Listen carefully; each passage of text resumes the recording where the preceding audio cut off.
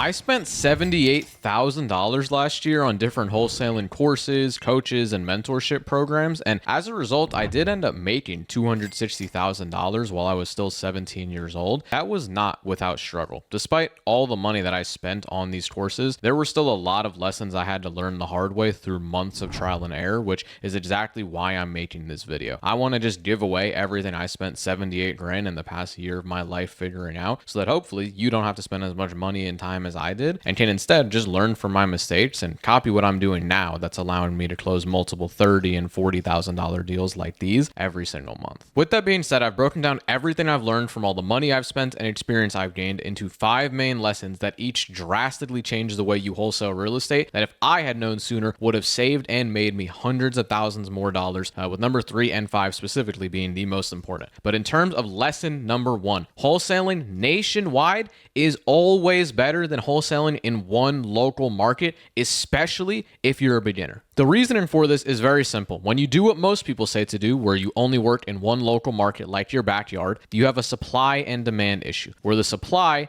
of motivated sellers is significantly lower than the demand of investors and wholesalers that are actually trying to get deals. Because in any given market, there are thousands of other wholesalers that you are competing with to get deals and to talk to sellers because of how popular this business model is, because how many people are selling courses on it. But the issue is that the supply is very narrow, because if you think of this like a pie, right, and the entire country is a pie and all the deals that are available, when you work in only one market, you restrict yourself to a very small geographical area, a very small piece of said pie. Right? And because of this, because of how small the piece is, yet how dense it is, because most of us live and are wholesaling in metros, you create a lot of competition because there's just not enough to go around. And so because of this, when you have so much competition, you run into extremely high marketing costs, where if you're doing inbound marketing, it's $100 to $1,000 per lead that you want to be generating. And if you're doing outbound marketing, it's going to take way more calls or way more texts or way more mailers to actually get those deals, because the sellers that you are going after and trying to get deals on, there are hundreds of other people also reaching out to them every single day. What this creates is a very tight margin business because of how high the cost per lead is and how hard it is to actually convert these leads into deals. Because the thing is, when you're in these metro areas, these sellers are very sophisticated and they have so many people reaching out to them that they're always talking to 5 to 10 companies at any given time and price shopping to see who's going to get them the highest bid and highest price for their house. So what this means is that the only way when you're wholesaling in one market specifically to actually make the numbers work and to make it profitable is you have to run in-home appointments. All of the guys crushing with the local model run in-home appointments, because when you go in-home, there's so much more trust since they can see you in person, they can shake your hand, and you can build so much rapport with them that because of that, you're able to get much deeper discounts on the deals you do get, and you're able to convert a much higher percentage of the people you do speak to into deals. That's the only way to make the model work because of how tight the margins are. And the thing is, if you want to go in-home, like, you're free to do that. If that's the kind of business you want to run, where you're going around to crack houses all day and meeting these people in person, you can do that. But me personally, that's not what I want to do. I want to run my business virtually. I like sitting in this chair in my home and not in their home and doing all of this just over the phone.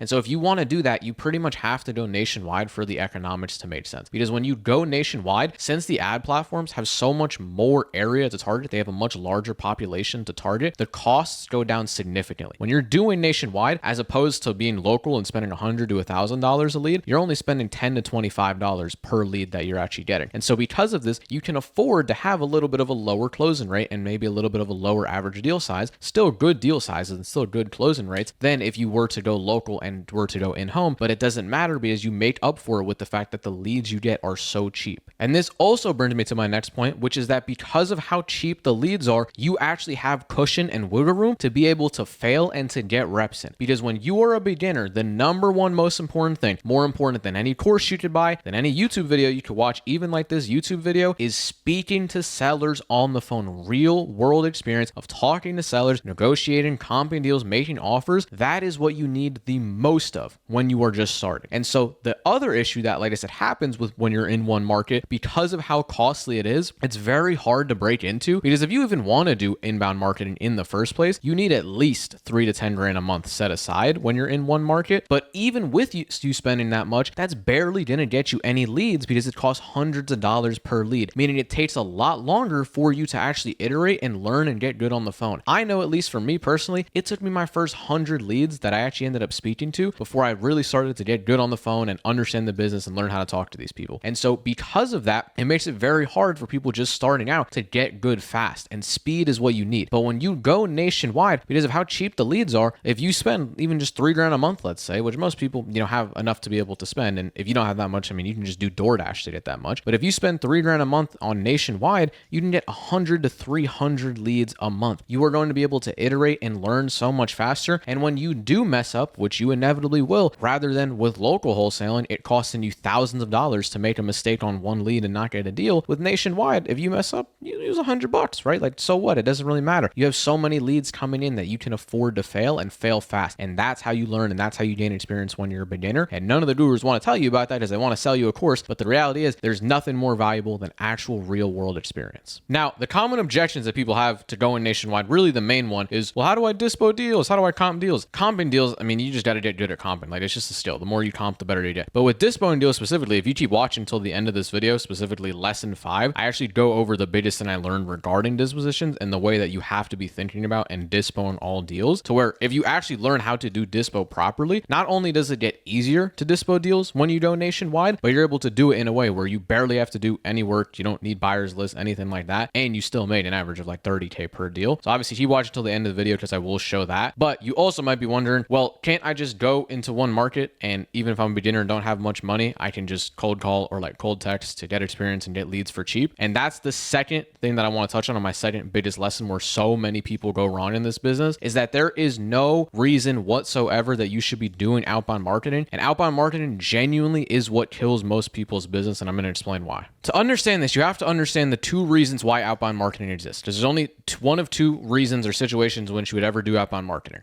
One is when your time, you have more of it than money. So basically people that don't have money, but they have a lot of time. So when you're starting out, you're a beginner and you're basically paying the due of time instead of paying the due of money to get experience and to hopefully make money so you can hopefully transition into inbound marketing in the future, right? If you're not in this bucket and you actually have money, there is no reason for you to be doing outbound marketing, because with these leads, like I said, you're paying with time. It takes an average of 6 months to go from lead to close deal with cold calling or cold texting leads. And that's on top of the fact that it also takes a lot of follow-up. It takes 10, 20, 30 touch points per lead of you calling them every week. Do you still want to sell your house? Do you want to sell your house? Are you ready to sell it? Until you finally end up getting a deal. It is what I like to call headaches per dollar, okay? And the more money you make, and as you scale, and as you want to live a good life, you want to lower your headaches per dollar as much as humanly possible, okay? Also, because of this, there is a smaller average assignment fee on the leads you do get from outbound marketing, since on average, they are a little bit less motivated because of the fact that you are reaching out to them, okay? So the second reason you would ever do outbound marketing, and you do have money, this is the only reason you would ever do outbound marketing if you actually have money to do inbound marketing, is if you are B2B, meaning you are in a company that sells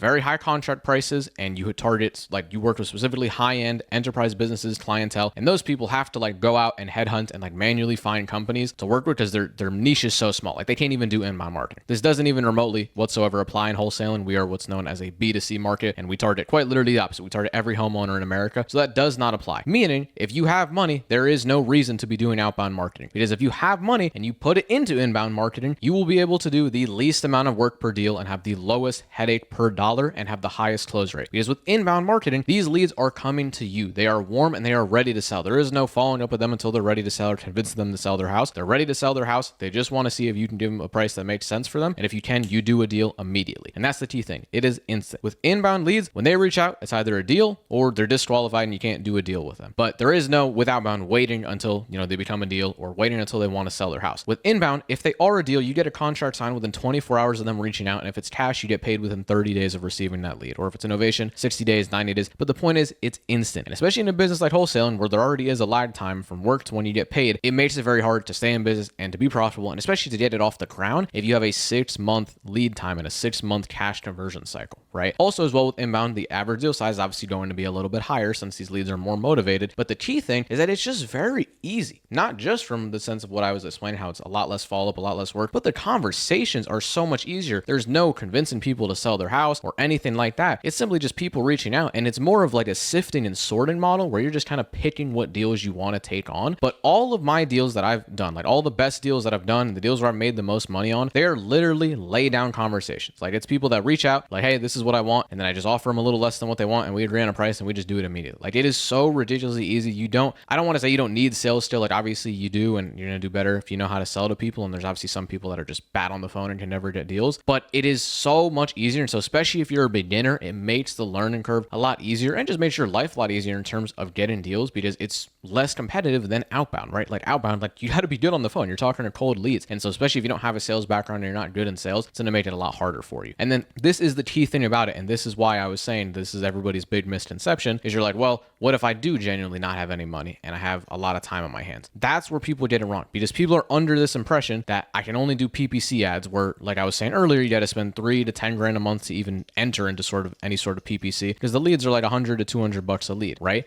The key thing here is that if you do the inbound marketing right, which I'm going to show you right now, you can get into inbound for the same or less cost than outbound marketing, to the point where as long as you have at least like $1,000 to $2,000 a month, you can get into inbound marketing. And if you don't have $1,000 to $2,000 a month to spend, it's actually more worth your time to go DoorDash for like $10-$20 an hour and then get the money and then just spend it on the inbound marketing channel I'm going to show you, rather than if you were to be cold calling people from a dollar per hour perspective. And the way that you do this is with what I want to talk about in lesson 3, which is that meta ads is the best and most untapped marketing channel that, like I was just saying earlier, if you use it correctly, you can get the same exact leads people get on PPC for $200 to $1,000 a lead, but you can get them for $10 to $50 a lead. Meaning if you go nationwide and you're doing it virtually, you can never ever have to do outbound marketing and can just skip right to inbound marketing and start off with the highest quality leads possible without breaking the bank whatsoever. So to give context on this, I have done PPC. I'm not saying this from an outside perspective. You can see right here, I spent $20,000 of my own money last year over the course of 2.5 months running PPC ads, and then also another $7,000 in agency fees to actually have the agency manage the PPC for me, because that's one of the issues with PPC, is that you have to have an agency managing it. If there's not an agency managing it, goodbye to any chance of you getting results with it. It's too complex to do on your own. With that, I had a $200 cost per lead on a nationwide campaign. I wasn't even local. If I was local, I'd be looking at $500 to $1,000 a lead, okay? But this was the issue. I had a $200 cost per lead on PPC, and I'm not even joking when I say this. The leads were the same leads I got on Facebook and Instagram. And when I say same, I don't mean I think they were the same quality. I mean I had the same people reach out to me on a meta ad, a month later reach out to me on the PPC ads.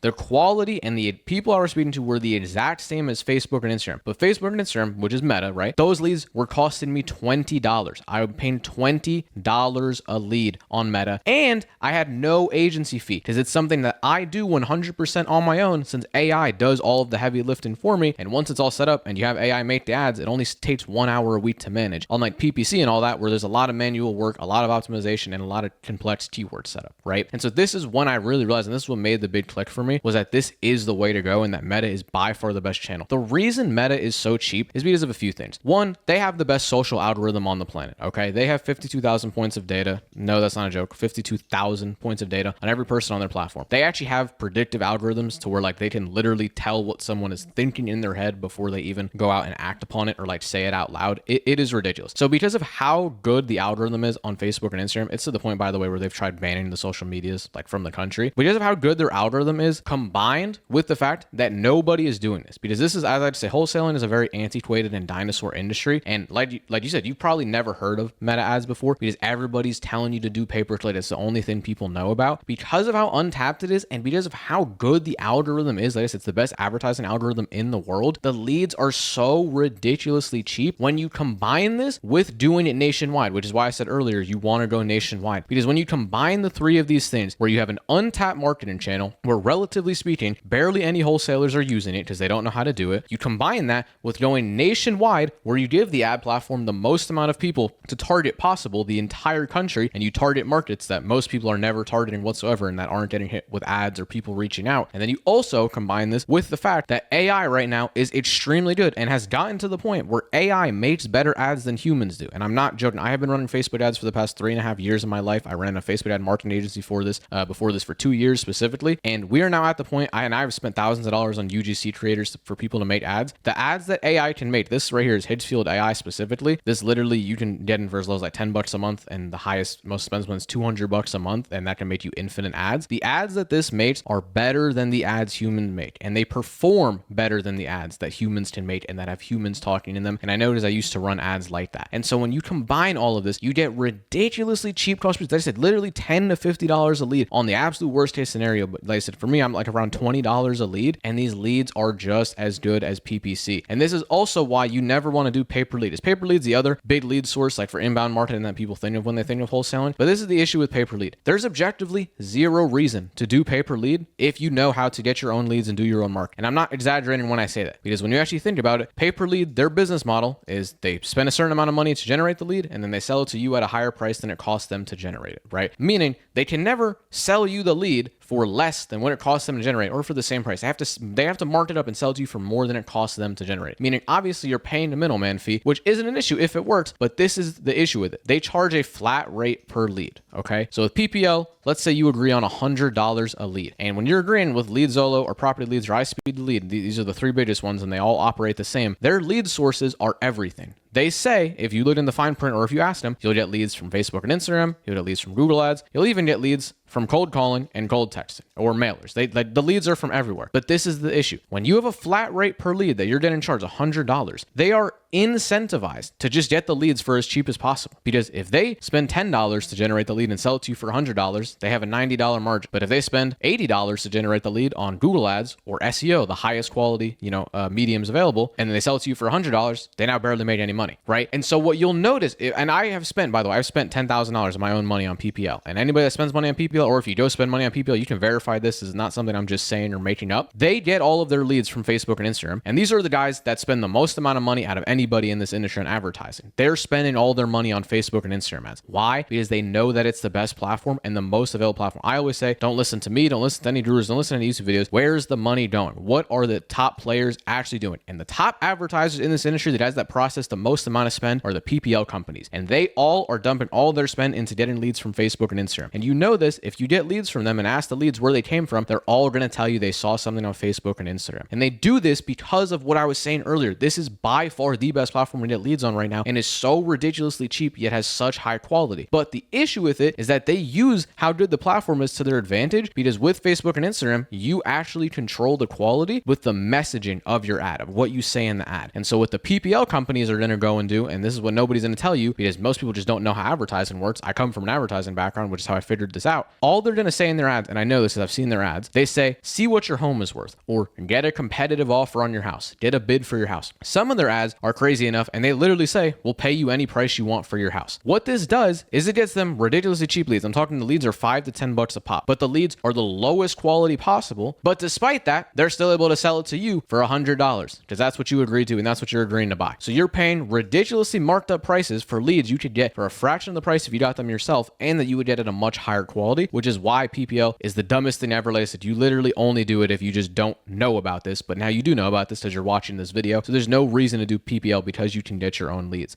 And with PPC, just for context as well, I did close one deal from the leads that I got from PPC. It was a $40,000 deal. So I didn't actually lose money. I did make money. But like I said, with how expensive the leads are, it's just so ridiculously hard to be profitable on that. Versus with Meta, it's like, it doesn't matter how good you are at sales, anything like that. It's impossible to lose money because of how cheap the leads are. And this is what I'm saying is that when you're a beginner, if you have just $1 to $3 a month, you have enough to do Meta ads and to get a deal or two a month. And most importantly, to get a lot of experience. And even if you have no money, your time is so much better spent doing DoorDash. Like every hour you do DoorDash, you have enough money to buy a lead from Meta ads, right? So it's like you're better off DoorDashing for 2 hours a day and then running Meta ads than you are cold calling for 2 hours, 3 hours, 4 hours a day to get the same amount of leads that are way worse and with way more work and way more hardship, right? Like there's literally no reason to be doing that. And like I said, there's no agency fees when you run Meta ads because you have AI do everything for you and make all the ads for you for the same exact quality as PPC, as better quality than PPL, but for a fraction of the price. So now I hope you're able to see how this is all starting to connect, because once again, out of all the money that I spent on courses and out of all the time that I've been doing this, nobody told me this. Like, this is stuff I had to learn myself just through trial and error, and this is why I'm so passionate about it. But when you combine all this, right, when you go nationwide nationwide. So you're able to get the whole nation you can target, and you're able to get leads for much cheaper. It allows you to skip having to do outbound marketing, to go right to inbound marketing. And now you're only talking to the highest quality leads possible with inbound marketing. And it's really, really profitable. You can easily get a 10-to-1 ROI by doing this, all because you set it up foundationally correct from the first place by not going down into one local market, by not doing outbound. And that now brings obviously me to lesson number 4. And the fourth thing I wanted to talk about, which is that with the leads you are getting, you have to be lowballing sellers. Okay. You cannot be not lowballing sellers. And I'm so passionate about this because there's so many people that are trying to like spread this misinfo and this like whole propaganda of like, oh, you know, when you talk to sellers, you got to do the anchor, like other investors are paying this much for their house. What if somebody offered you that? And like this whole sales philosophy of like people being against lowballing for some reason. This is very simple to explain because in all like the courses I was in, programs I was in, the main thing that people were advising for was like this NEPQ or like RJ Bates method. No hate RJ Bates, by the way. Love him. Like he's the right guy. He knows what he's doing. But they like this method basically of like not actually giving people an offer and a lowball and for some reason expecting them to reduce their price. And it's just unreasonable because objectively speaking, this is only going to work on people who are stupid and who are emotional. If seller has half a brain on their head, they're not going to give you a price and then give you a lower price before you make them an offer, right? Like that's just not going to happen. That only works on people that are dumb. And even the people that this does work on who somehow give you a lower number even before you make them an offer. And then that way your first offers your MAO and like you're trying to get them to say yes and all that, you would still get a much deeper discount if you actually lowballed them. Because you have to understand how human psychology works, right? And how this science, right, of lowballing and the sales process works. Our goal in the sales process when talking to leads, objectively, plain and simple put, is you want to get their bottom dollar price. Your goal is to figure out what is the least amount of money they will accept for this house. And then that way you can decide if you want to take on the deal or if you don't want to take on the deal. That's all the goal is. And the thing is, sellers have to feel like they are winning.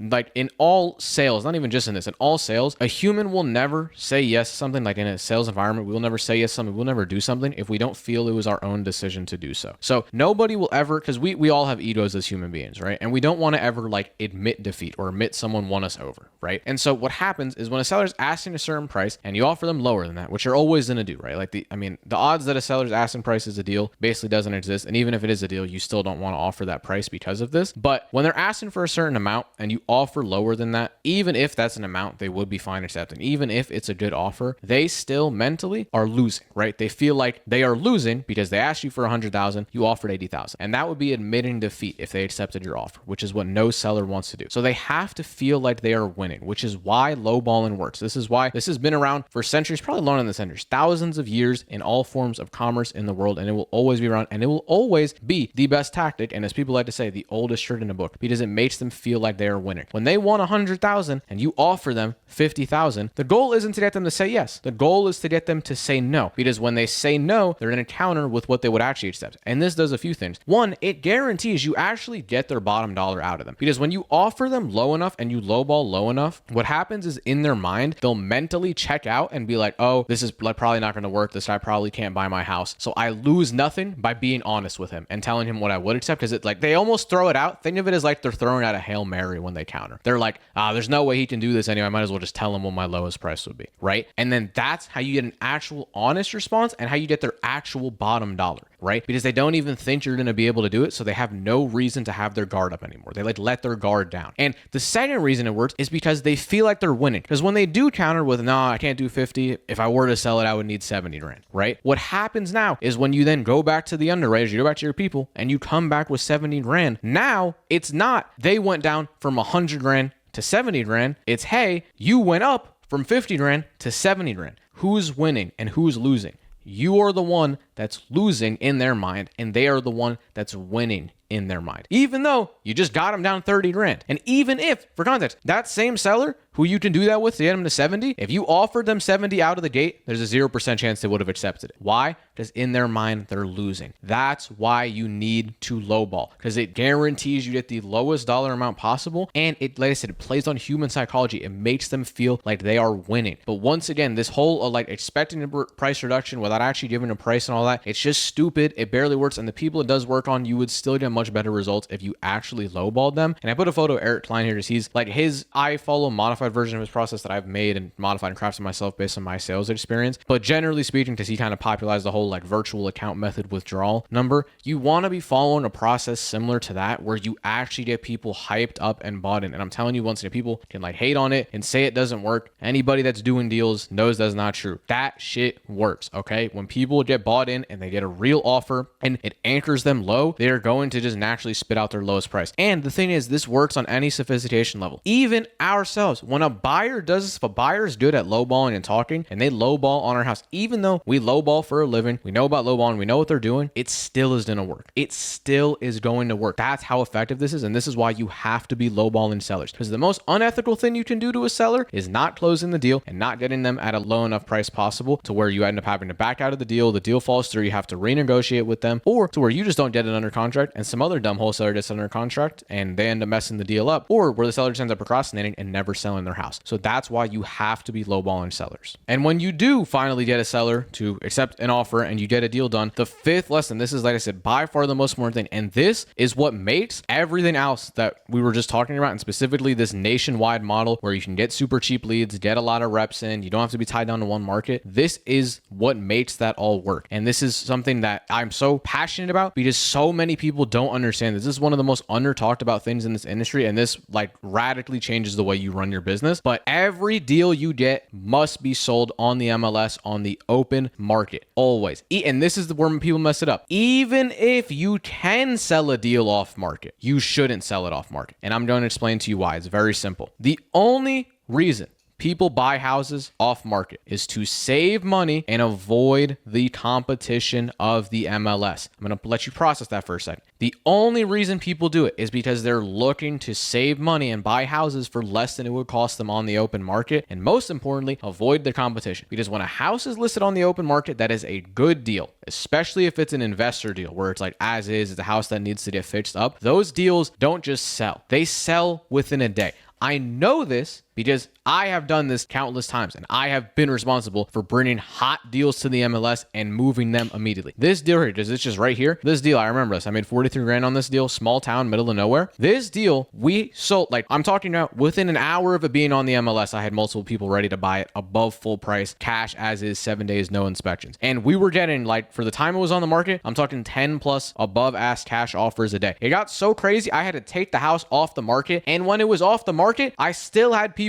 cold calling me trying to buy the house. That's how ridiculous the MLS is. When you put a good deal on there, it fucking moves. And that's what people are trying to avoid when they go off market. They're trying to save money. That's why we get deals off market, because we're trying to avoid the competition of the MLS. We're trying to save money. We're trying to find unsophisticated sellers. So ask yourself, if that's what we do and that's the intention of buying off market, why would you want to be an off market seller, right? Now, there's a few reasons for this, and these are the big misconceptions. One, people think, oh, well, if I sell it off market, I don't have to pay the realtor fees. This is the issue with that and why it's dumb. You still net the most amount of money by listing it on the MLS, because buyers on the MLS, and this is the reason behind why they overpay, they're paying for convenience and security, okay? We all know buyers don't have time to go find deals themselves. That's why wholesaling even exists in the first place, right? That's what the MLS is it is the most convenient place for buyers to buy deals, because they find sellers that already want to sell their house, they're already motivated, they have a price that they want for their house, they have photos of the house, they have a contact person to contact, and so it's the most convenient place for buyers to find deals, because they can just look in their area and see all the houses for sale, right? And that's what they pay a premium for, is that convenience. Just like when they work with wholesalers, they're paying a premium for wholesalers, right? So when you combine the premium they pay wholesalers and the premium they pay buying a house on the market,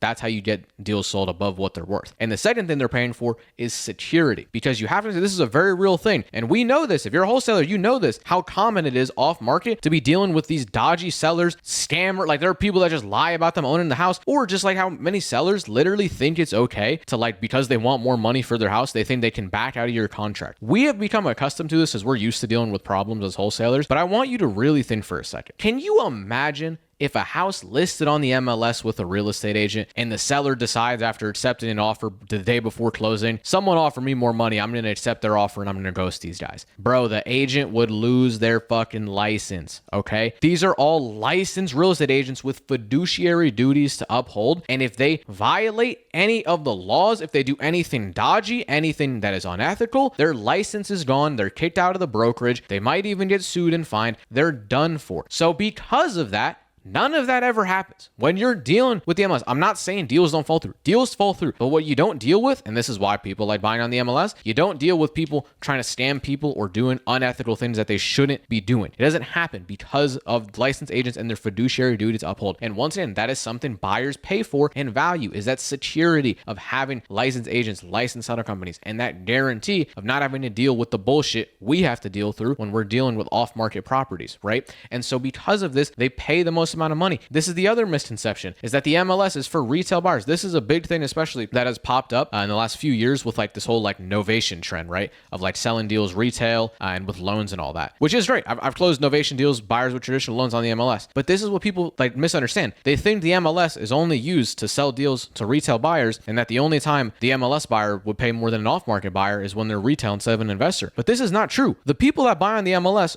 whether it's a retail buyer or whether it's an investor buyer, always pay the most. And what I've actually found is that the like price discrepancy for how much they overpay, the investors are actually the ones that overpay the most on the MLS, because they're the ones that are the most hungry for deals. And like I said, they're the ones where it's the most rare for deals to be found on the MLS, because it is so rare for a good deal to hit the open market, which is why I say when a good deal does hit the open market, it moves immediately. And that's the other thing, is that because of the fact that they are used to competing and they are hungry for deals and they will overpay for the houses, because the fact that they're paying for that convenience and security, you also do the least amount of work, because these people are dead. There are not like people like, it doesn't matter what the market is, the recession is, anything like that. There is never going to be enough good deals and houses priced at a reasonable price in America. There is a reason why the average sale price of a home in America is 10% less than the average list price, because on average, people list their house 10% more than it's actually worth. So because of this, once again, it doesn't matter what the market is, the recession, anything like that. If you actually have a good deal and you price it right, the house moves immediately and they come to you. What does that mean? You don't have to do any work. And this is what sounds too good to be true, but I'm telling you, this is the truth. If you just put all your effort into how do I get the best deals possible, which when you're going nationwide and you have so many leads to choose from, and when it's all inbound leads that are high quality, you can afford to only take on banger deals and not do any of these deals that are bad deals or that are tight deals. And when you take on banger deals where you have the house at half of what it's worth, where you have a 50K spread, 100K spread, when you have these massive spreads, you can afford to list these houses at crazy prices that moves them very fast. And like I said, when you do that, you literally don't do any work. Once it's on the market, your work is done. The buyers come to you, you accept the best offer, and you close. And I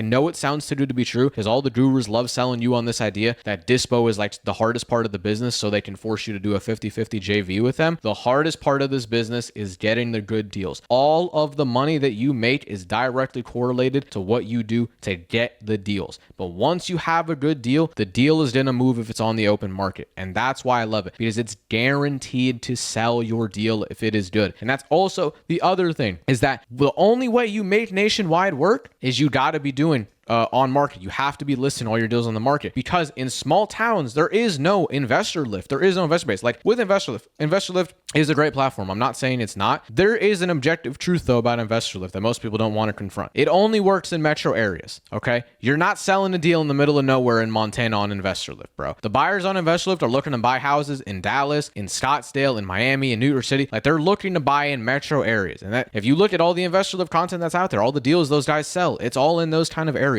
Right? When you're doing nationwide, you don't even have another option to sell your deal. You have to go on market, because in small town, that's the only place these people are buying houses, and there's not enough data for you to pull, for you to scrape cash buyers, like same with like investor base and all that. So that's how the model works in the first place, which is why most people don't go nationwide, because they don't know about this, right? But that's the key thing, is when you do know about this, which you now do because you're watching this video, it opens you up to so much potential, because when you learn how to sell deals nationwide, which really is just learning how to get good deals, because once you get good deals, you just find an agent to list them and you're good. Now you can do nationwide, which they get you all the benefits I talked about earlier. Ridiculously cheap cost per lead, ridiculously high quality leads, all inbound, no outbound. You just have to pick and choose the best deals. And then all you have to do when you have a good deal, reach out to local agents in the area and get the house listed. Now, here's the caveat. Here's the too good to be true part of it, right? Or here's the actual downside of it. There's only really like one or two. These aren't even downsides. These are only downsides for people that don't run their business the right way. The real reason people don't like to do the MLS? One, people just don't even know about it. So there's people that genuinely don't even know it's possible to list it on the MLS, which, by the way you list it on the MLS is you get an attorney in fact document signed. It's a one-page document. It just gives you authorization to sign listing agreements on behalf of the owner. That's how you list it without needing a license. And then you go work with a local agent who actually is licensed in that state, and they're the ones who list it and you sign the listing agreement. But the real reason people don't like to do the MLS is because you have to be honest with sellers, because there's no way around it. The house is on the open market. They see exactly what the house is listed for, exactly what you sell the house for. And that is true. I'm not going to sit here and tell you that's not true. You can obviously double close. You can do things like that, but they're going to see what their house is listed for. This is the thing though. Whether or not you sell it on market, off market, whether or not they see how much their house is selling for, you should always be honest with sellers. If you run a business where you lie to sellers, where you're like cheating people, where you're dishonest, you don't deserve to be in business. You don't deserve to make money in the first place, right? And so if you're actually honest with people, which if you know what you're doing, being honest with them and telling them you're wholesaling their house and listing it, it won't actually hurt your close rate. If anything, it'll actually help it if you learn how to explain it properly, which if you want to know how to explain it properly, just keep following this channel. I'm going to have videos coming out on that soon. But when you're actually honest with people, you deserve to get paid, and you don't deserve to get paid if you're not honest with people. And this is also why I say it's the safest possible way of wholesaling, because it forces you to be honest to people. Because when you go and look at all the regulations that are getting passed against wholesalers in the country, all the regulations and all the issues and lawsuits are with people that weren't honest with their sellers. They lied to sellers and they were bad at what they do. They weren't able to close the deal and they screwed sellers over, right? This way of wholesaling, where you list the house on the MLS and you're honest with your sellers, it's the safest way of wholesaling, because the laws that are getting passed are not only against dishonesty, but it's also against people that are brokering without a license. Because that's their main argument, is that wholesaling is brokering real estate without a license. But with me, all my deals, I'm working with licensed agents. Licensed agents bring the buyers, and my licensed agents are who I work with to list the house. So they're technically my partners on the deal, because they get paid out of the deal, right? Because you do pay them a commission. You still end up netting the most amount of money. But yes, you end up paying 3 to 6% in commission, which is offset by how much more you sell the house for. But because of this, I am safe against regulations, because of the fact that I can always just lean back on, hey, I'm not brokering without a license. I'm actually partnered with a licensed agent in the state. So it protects you, and it'll allow you to do this for years and years and really decades to come. As long as you're honest with people, there's nothing actually wrong with wholesaling, right? Amazon's a wholesaler. They've been around forever. They're one of the largest companies in the world, right? But like I said, this is what makes everything else work from earlier. And even if for some reason, after seeing all this, you like are only trying to wholesale in one local market, you want to keep doing that, because it does work. I'm not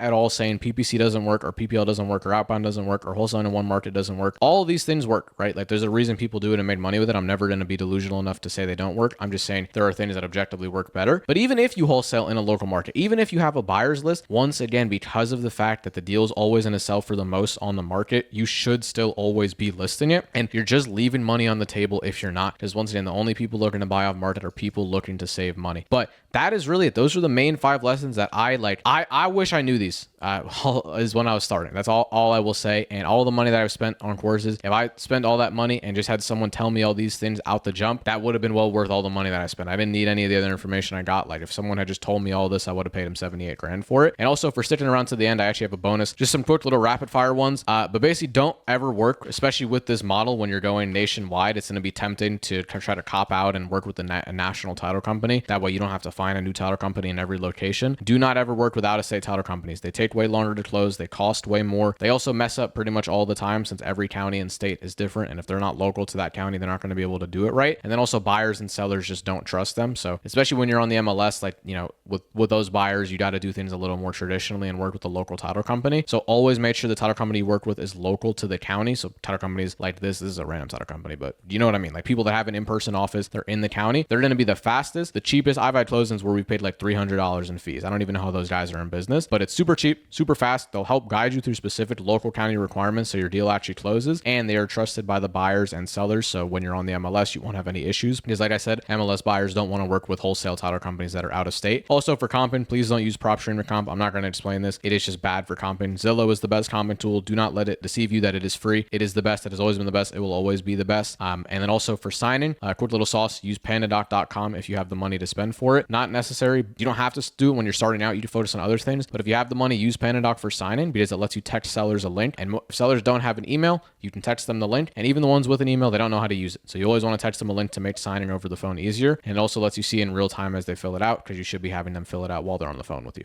But that is actually everything. I genuinely hope this was helpful. And if you implement the stuff that I talked about in this video, well, for context, there's no income or earning claims. I just want to give a disclaimer. I'm not claiming you can make money doing this. That would be illegal. There's no income or earning claims. I'm just merely showing you what I'm doing. But using all the stuff that I just taught in this video that I don't really see anybody else talking about on the internet, you can run a business that has 80% plus margins, is 100% solo, does 50 to 100 in a month. Full transparency, I've never done 100 in a month myself yet, but that is the goal for this year, and I know I'm going to get there. And that's while only doing 2 to 5 deals a month, working only 30 hours a week. Once again, no income or earning claims. I'm not saying you can do that. I don't know who you are. I'm just merely saying that that is a possibility, something that I have been able to do and that I will be able to do this year running the business like this. That's because of how optimized everything is and how efficient you make it. But if you found this video helpful, please like, drop a subscription. I'm going to be posting videos like this literally every week, super in-depth content that I don't really see anybody else posting in wholesaling, as I have a lot of unique insights to provide. Also follow me on Instagram, same thing. We have daily content there, most valuable content in all of wholesaling. And then just in general, check whatever links are in the description. I probably have free training, free resources there. If you want a copy of the contract I use to wholesale, you can just DM me the word contract on Instagram and I'll probably just send you that for free. And any other questions, let me know in the comments. And I hope this is helpful.